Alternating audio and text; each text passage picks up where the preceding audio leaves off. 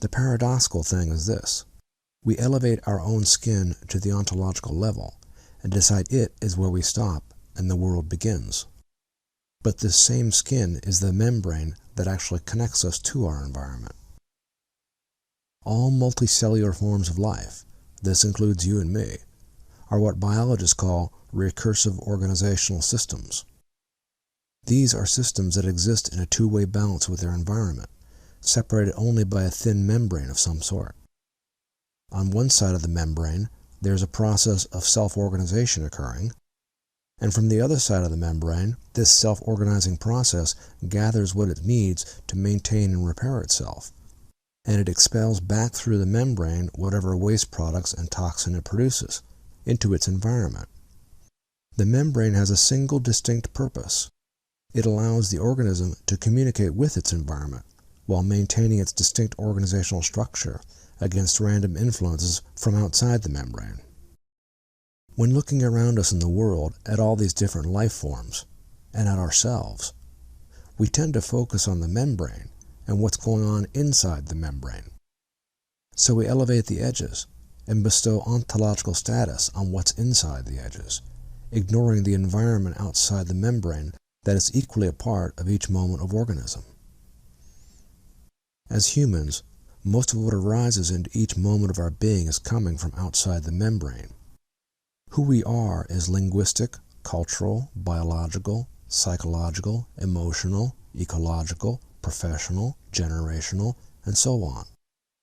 All these environments flow through the membrane and create the feelings we have, the words we speak, the dreams we dream, the actions we take.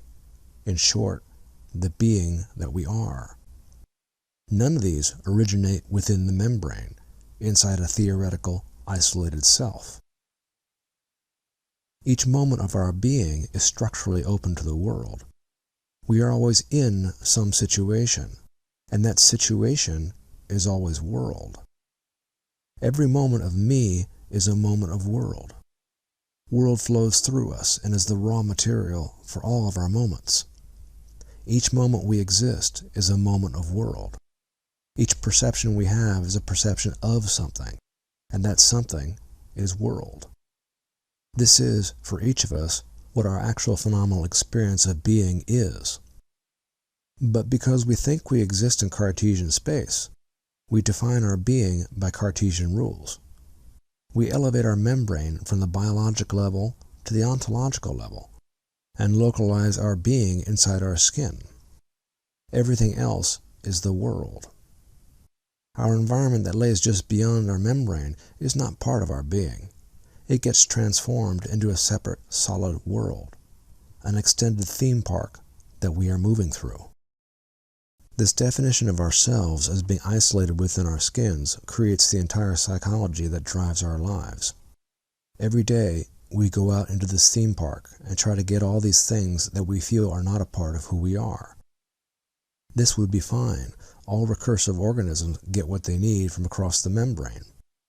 But we are the only recursive organism that believes we exist in Cartesian space, and have elevated our membrane into an ontological edge.